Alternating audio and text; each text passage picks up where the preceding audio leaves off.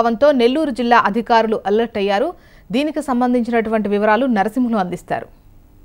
గతంలో ఏర్పడ్డ అల్పపీడనం తీవ్ర వాయుగుండంగా మారి పిటాయి తుఫాను రూపంలో నెల్లూరును తాకనుందన్న వాతావరణ శాఖ హెచ్చరికలతో నెల్లూరు జిల్లా యంత్రాంగం ఇప్పటికే అప్రమత్తమైంది.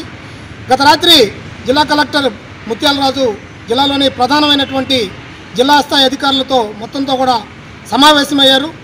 నెల్లూరు వచ్చేటటువంటి ఈ పెనుముప్పును ఎదుర్కొనేందుకు తీర ప్రాంతంలోని ఇటు తడ నుంచి కావలి వరకు ఉన్నటువంటి 12 మండలాల్లో అప్రమత్తంగా ఉండాలని అధికారులకు ప్రత్యేకమైనటువంటి ఆదేశాలు జారీ చేశారు.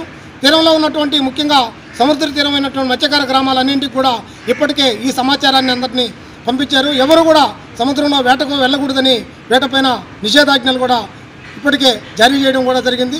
ఇంకోవైపు ప్రస్తుతం ఉన్నంత వరకు వాతావరణాన్ని కానీ గమనించినట్లయితే ఇప్పటివరకు ఎండగాస్తూ ప్రధానమైనటువంటి కొద్దిపాటిగా మబ్బులు మాత్రమే ఉన్నాయి. ఇదే పరిస్థితుల్లో రానున్న 3 రోజుల తర్వాత ఈ తుఫాను తీవ్ర రూపం దాల్చి ఇటు నెల్లూరు మచిలీపట్నం మధ్య ఎక్కడో చోట తీరం దాటేటటువంటి అవకాశం ఉంది. అందులోనూ కావలి ప్రాంతంలో ఇది తీరం దాటుతుందని ఇప్పుడున్నటువంటి వాతావరణ శాఖ సూచనలతో ముఖ్యంగా తీర ప్రాంతంలోని ఇటు నెల్లూరు అలాగే కావల్లో జిల్లా కేంద్రాల్లో ఉన్నటువంటి ప్రత్యేకమైనటువంటి కంట్రోల్ రూమ్లు కూడా ఏర్పాటు చేశారు.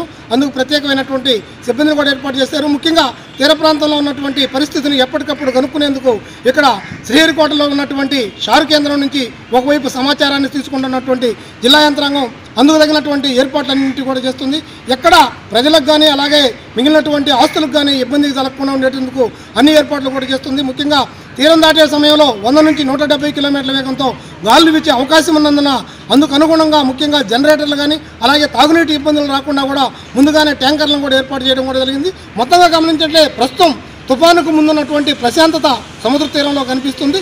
ఇంకోవైపు దీనికి సంబంధించినటువంటి ఏర్పాట్లన్నింటి కూడా జిల్లా యంత్రాంగం ఇక్కడ సిద్ధం చేస్తుంది. ఇది నెల్లూరు జిల్లాలో ఉన్నటువంటి ముఖ్యంగా ముంచుకొస్తున్నటువంటి తుఫానుకు ముందుగా ఉన్నటువంటి జిల్లా యంత్రాంగం చేస్తున్నటువంటి తాజా ఏర్పాట్లు.